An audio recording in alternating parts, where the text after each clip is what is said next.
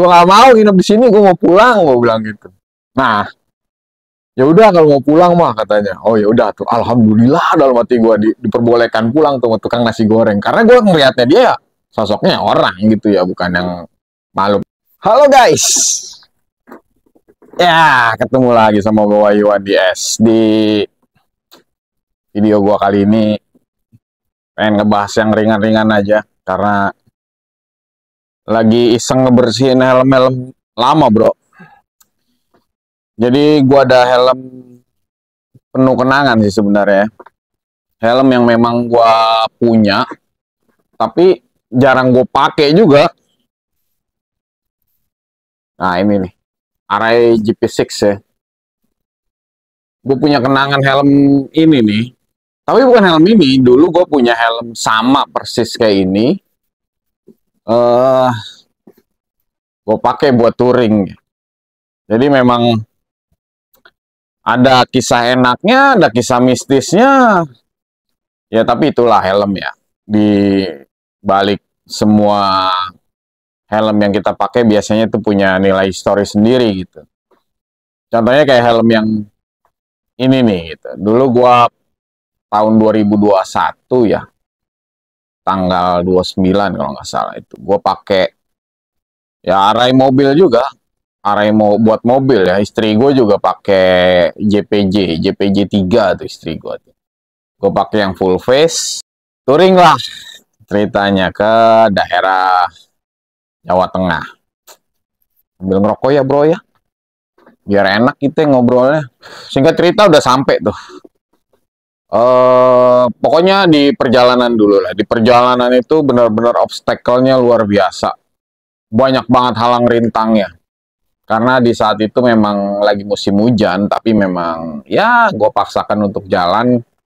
Karena memang di situasi pekerjaan udah lumayan membosankan, akhirnya ya terpaksa kita jalan juga. Full nggak dikasih bonus, sepanjang jalan itu hujan, sakit gigi, wah luar biasa gila itu. Lampu depan sampai lampu tambahan itu ketutup yang namanya lumpur. Padahal gue jalan pagi tuh. Tapi cuacanya juga memang ekstrim, dari Jakarta sampai Jawa Tengah ya, Magelang. Wah, itu hujan deras banget. Luar biasa, jadi pandangan juga kurang. Terlebih kalau helm seperti ini kan daya pandangnya pendek ya. Lu ke kiri atau ke kanan tuh luar biasa kurang lah. Tapi ya itu salah satu kebodohan gua jujur.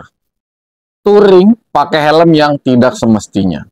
Riding naik motor pakai helm yang tidak semestinya. Jadi memang di balik semua ini kita memetik satu pelajaran berharga bahwa memang helm ini diciptakan ya khusus lu naik mobil, bukan naik motor. Jadi ya jangan lu paksakan dan jangan lu berharap bahwa pakai helm seperti ini naik motor itu enak. Itu salah besar. Jadi memang itu salah besar. Singkat cerita gue pulang lah ya, udah pulang.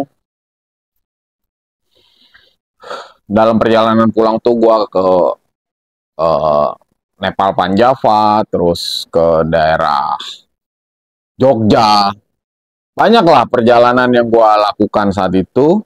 Ya kalau dibilang enak-enak, dibilang nyaman helmnya.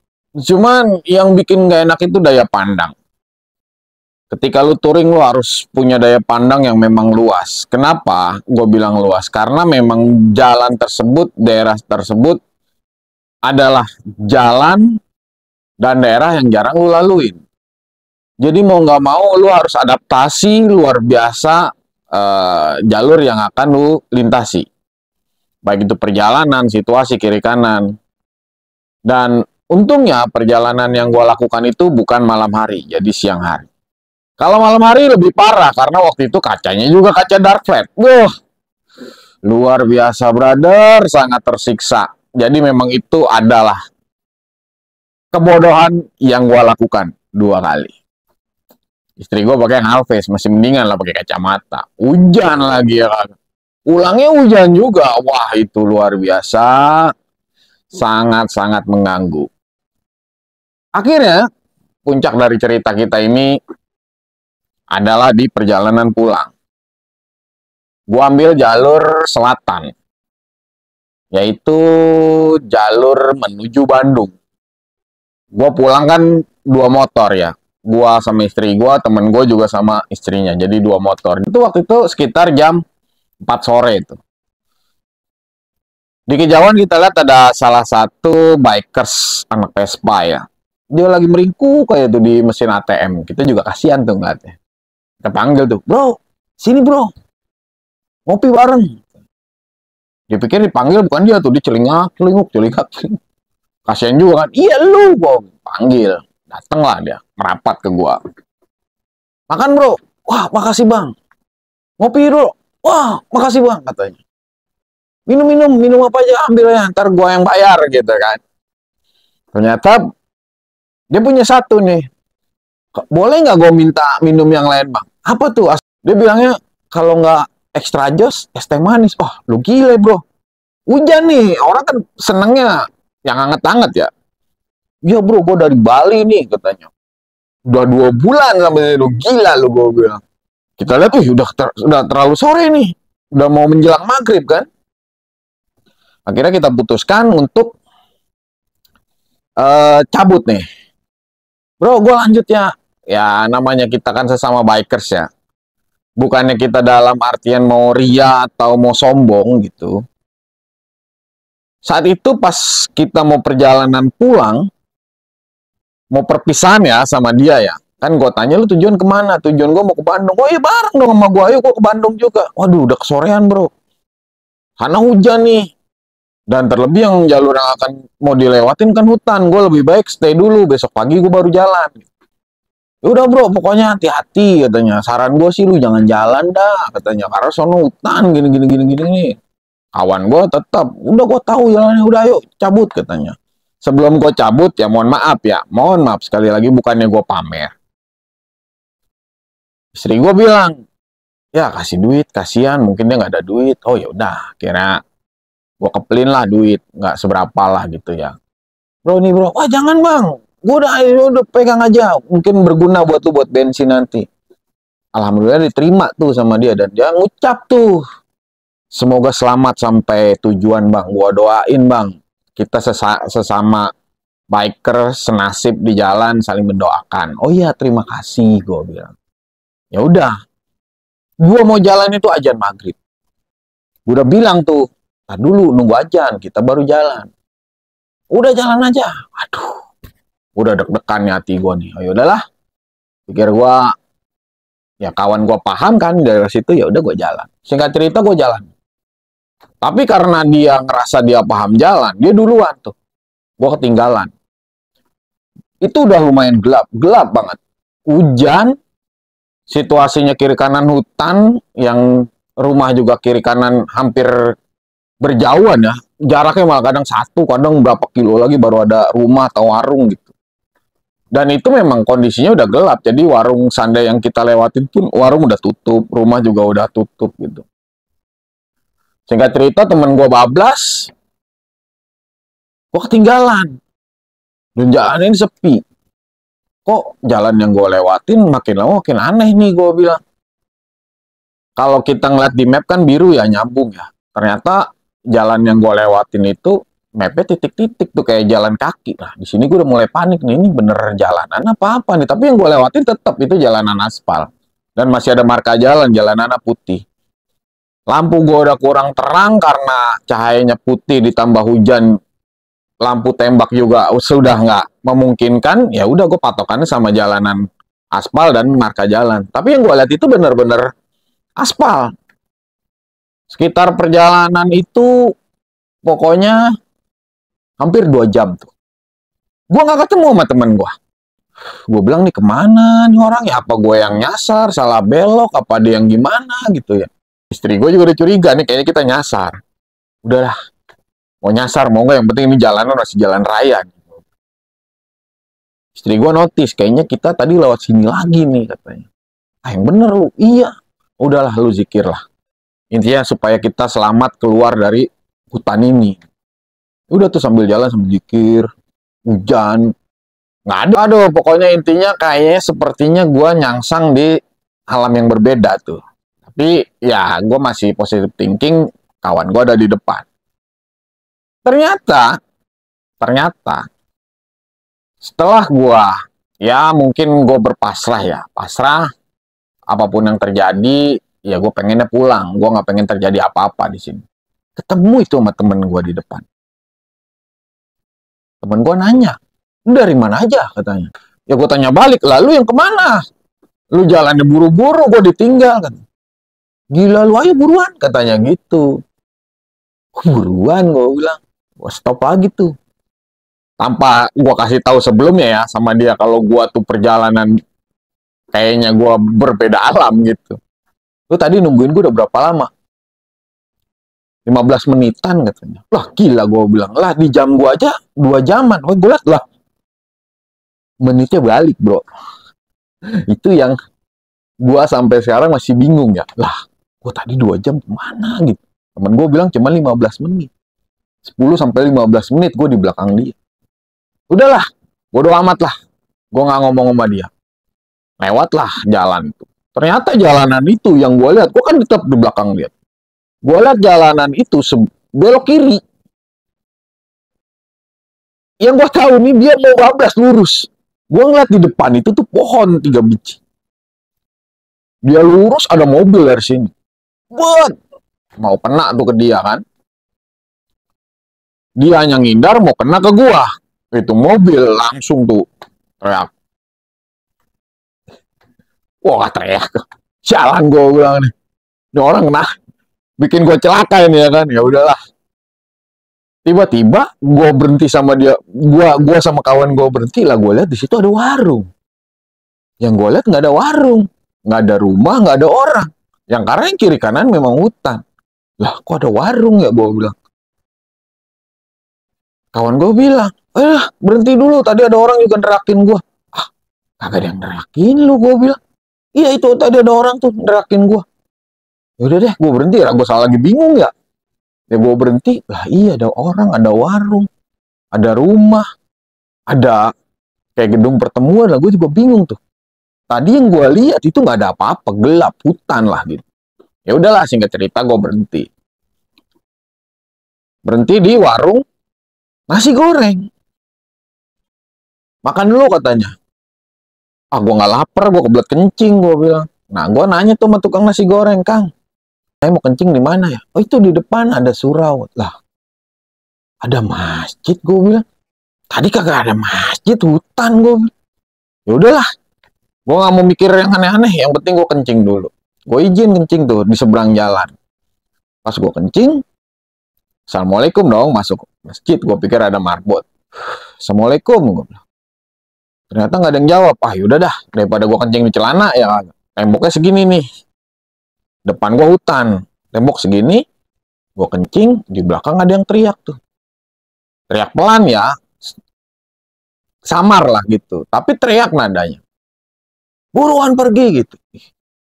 Siapa ya gue bilang. Masa dari depan hutan kan nggak mungkin gitu. Gue congok belakang gak ada orang. Gue pikir di dalam masjid, orang lagi tidur. Setelah gue kencing, gue lihat tuh di dalam masjid. Wah, kagak ada orang, sepi, gelap. Udahlah, gue buru-buru naik ke atas. Maksud gue buru-buru, udah dah, kita nggak usah makan. Kita langsung cabut. Pas gue lagi naik ke atas, di belakang gue dibentak tuh. Buruan pergi. Wah, gue makin semangat. Gue lari ke atas. Gue ngeliat istri gue, kawan gue, sama istrinya juga lagi makan. Wah, tahu gue bilang. Makan lagi gue bilang. Ya namanya deg-degan ya. Gue nanya tuh sama tukang nasi goreng. Kang, kok kayak perasaan ini hati gue kagak enak ya. Apa ya Kang ya? Ah mungkin lagi capek katanya. Udah makan dulu katanya. Dia ngomongin nadanya nada datar gitu. Beneran dah Kang. Nah karena gue penasaran ya. Gue buka map tuh. Mapnya yang map satelit ya. Kalau map satelit kan ada rumah kelihatan, ada pohon-pohon gitu kelihatan gitu. Lah ini bener pohon-pohon semua, hutan, kagak ada rumah itu. Nah ini hutan semua, tapi ada warung, ada rumah, ada masjid gitu. Kalau kita zoom kan yang namanya masjid ada tulisannya masjid ini gitu ya. Kalau kita zoom lagi ada kampung namanya kampung ini, daerah apa, jalan apa. Ini nggak ada. Ya udahlah, gua di situ berdoa apa yang gua bisa. Akhirnya gua ngobrol lagi tuh sama tukang nasi goreng tuh. Dia sambil ngerokok tuh. Gue juga ngerokok, dia ngerokok. Mau saya anterin nggak pesugihan? Lah, gue mau pulang, Kang. Gue bilang begitu. Udah di sini kalau orang pesugihan mah pasti cepet kaya. Mau ikut nggak? Ntar saya anterin, katanya. Lah malam ngapain tempat pesugihan? Gue bilang. Sendang ya, gue sebut gitu karena nyium bau air kan. Di luar bau air hujan lah. Lah kok tahu di sini ada sendang katanya gitu. Nah ini baunya beda nih katanya. Kamu bisa ngelihat ya katanya gitu. Lah gue gak bisa ngeliat apa-apa, gue cuma bisa merasakan gitu. Karena emang hati gue juga pas situ kok kayaknya udah gak nyaman nih. Iya saya anterin yuk kalau mau pesugihan katanya. Ah kagak mau gue bilang. Saya mau pulang katanya. Ya udah makan dulu. Wah saya gak lapar Kang, saya pengen pulang gue bilang begitu. Gue paksa terus kan. Akhirnya gue tanya tuh ujung-ujungnya karena gue ngeliat istri gue sama kawan gue udah selesai makan, gue tanya. Udah selesai? Udah gak usah ngerokok-ngerokok, udah ayo langsung jalan gue bilang. Gue masih penasaran nih, gue tanya lagi nih sama si tukang nasi goreng. Kang, ini di sini tuh namanya daerah apa sih? Masalah di map nih, kok kagak ada nama kampungnya ya? Dia nyebutin gini doang. Di sini mah kampung siluman, katanya. Mau nginep di sini mah kagak, kagak gue bilang. Gue gak mau nginep di sini, gue mau pulang, gue bilang gitu. Nah, ya udah kalau mau pulang mah katanya. Oh ya udah tuh, alhamdulillah dalam hati gue diperbolehkan pulang tuh tukang nasi goreng. Karena gue ngelihatnya dia ya, sosoknya orang gitu ya, bukan yang makhluk yang aneh-aneh. Pas kita udah naik motor, ada bapak-bapak nyamperin. Mas, Mbak, sebelum sampai Kuningan, naik motornya jangan lebih dari 60 km per jam katanya. Emang kenapa Pak? Ya kalau mau selamat begitu katanya. Karena kalian ini sudah terpilih katanya. Lah terpilih apa ya dalam hati gue ya? Maksudnya gimana Pak? Kalau tadi kejadian yang awal tuh yang mobil ya, dia bilang tadi kejadian awal tuh mobil itu udah pasti mati katanya. Maksudnya mati? Iya, nggak ada yang pernah selamat di sini, pasti mati katanya. Ah, yang bener Pak, lah iya katanya, pasti mati katanya. Kalian orang terpilih, jadi dengerin pesan saya. Sampai Kuningan, sebelum sampai Kuningan jangan lebih dari 60 km per jam. Gitu bro. Ya udah tuh gue bilangin sama kawan gue. Lu jangan ngebut-ngebut lagi ya, gue bilang. Ini kalau ngebut kita mati nih Tep nih gue. Udah oke dah katanya. Udah tuh pelan-pelan tuh gue jalan sama dia. Sampailah Kuningan tuh. Wah sampai Kuningan, seneng dong ada pelang. Selamat datang kota Kuningan. Kita lepas jas hujan, rapi-rapi gitu kan, ganti kaos kaki yang kering gitu kan. Gue pakai sendal dah, sepatu gue udah basah kuyup dah. Udah tuh dari situ udah mulai alhamdulillah gue scroll lagi tuh map ya yang tadi. Bener bro, kagak ada kampung di situ. Nah pas kita nyampe daerah Kuningan itu memang hawanya udah berbeda tuh. Kayak gue ngerasa tuh kayak ada sesuatu yang menyelamatkan gitu. Entah apa gitu, tapi gue flashback ya dalam arti gini. Mungkin apakah uang amal gue yang menyelamatkan waktu pas gue ketemu sama kawan di pom bensin daerah Banjarnegara. Mungkin itu ya. The power of amal sepertinya. Dan itu memang cerita dari kawan gue yang asalnya dari sana. Kejadian seperti itu tuh sangat umum terjadi. Kenapa dibilang umum terjadi? Jadi memang kalau gue makan semuanya berempat makan gitu ya, untungnya gue nggak makan gitu. Kabarnya gue nggak akan keluar dari daerah situ. Di tes pertama waktu mobil, gue nggak mati. Alhamdulillah ya Allah, gue nggak mati. Kawan-kawan gue, istri gue nggak mati. Dites lagi dengan makanan itu. Ternyata istri gue makan, kawan gue makan, sama istrinya makan. gua nggak makan, artinya ada satu persyaratan yang gagal dia gitu. Kalau seandainya gua makan, kemungkinan gua nggak akan bisa keluar dari daerah situ karena apa? Gua sudah makan persembahan lah gitu ya. Kabarnya mah begitu. Jadi gue dibilang lu beruntung bang karena lu nggak makan. Gitu. Kalau lu makan kemungkinan entah lu hilang, entah lu nggak keluar, entah lu akan mati di sana. Karena apa? Memang daerah situ sangat terkenal mistisnya. Jadi memang satu perjalanan yang luar biasa buat gue ya. Di setiap touring mungkin ada cerita lah kawan-kawan. Bisa jadi mungkin dari cerita kawan-kawan bisa di komen ya di bawah ya. Siapa tahu bisa kita angkat jadi cerita yang menarik gitu di luar dari dunia perfilman. Karena memang kenapa gua menyangkutkan ini sama dunia perfilman karena memang saat itu benar-benar gua sangat menyesal waktu itu pakai helm jenis seperti ini gitu ya. Tipe seperti ini dipakai buat touring. Perjalanan malam juga, aduh sangat-sangat menyiksa, ditambah dapet pengalaman mistis di perjalanan. Wah, itu sangat-sangat luar biasa, brother. Gua sampai kapok ya, sempet kapok touring berapa lama lah gitu, hampir setahun gitu gua kapok. Akhirnya ya semenjak itu gue kalau touring nggak pernah jalan malam, jalannya siang terus. Pokoknya pas maghrib itu gue pasti masuk. Udah mulai masuk hotel, gue nggak berani lanjut. Jadi memang saran gue kalau mau touring itu aman ya mainnya antara pagi sampai sore aja, jangan sampai malam ya. Ditambah cari helm yang benar-benar proper buat lu melakukan perjalanan touring. Jangan sampai aparel yang lu pakai menyusahkan lu juga di jalan. Kalau bisa cari helm yang pandangannya luas, pandangannya juga enak, dipakainya juga nyaman. Jangan sampai ngikutin jejak gua kemarin. Pakai helm yang daya pandangnya sempit seperti ini. Sempit banget ini. Daya pandangnya sempit, itu kurang nggak recommended buat perjalanan touring. Kalau bisa cari helm juga yang jangan banyak eksterior ya, cari helm yang slim, cari helm yang materialnya juga kuat sudah pasti ya, karena perjalanan touring sudah pasti lu akan dapat ya entah itu kerikil, stone chip apa segala macem.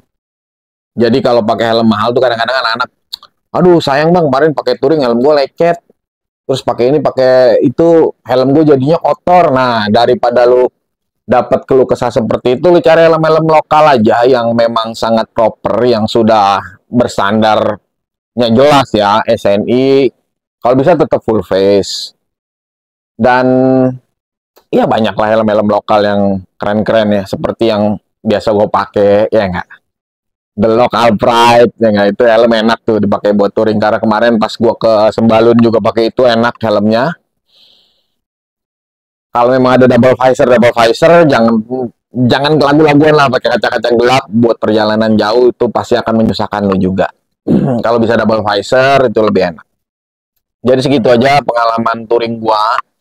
Sebenarnya banyak pengalaman touring gua yang mistis juga banyak. Nanti mudah-mudahan kalau memang antusiasnya kawan-kawan juga rame, suruh bikin lagi, gue bikin lagi karena yang lebih serem itu ada. Dan itu sampai sangat wah itu memistis dah. Karena di Instagram juga gua posting tuh waktu itu, istri gua ya sebenarnya itu sampai gendong yang namanya anak pocong tuh ada itu. Mudah-mudahan jadi pengalaman berharga juga buat gua atau jadi sama kawan-kawan juga. Kalau memang kawan-kawan punya cerita sejenis kayak gua bisa nanti kita kolaborasi ceritanya, brother. Segitu aja dari gua. Terima kasih Erak yang sudah selalu support untuk wardrobe gua. Terima kasih juga Tribun Kuy, perkumpulan anak-anak muda kreatif yang selalu bikin kegiatan sosial paling keren. Terima kasih juga teh dari bini gua. See you guys. Ciao.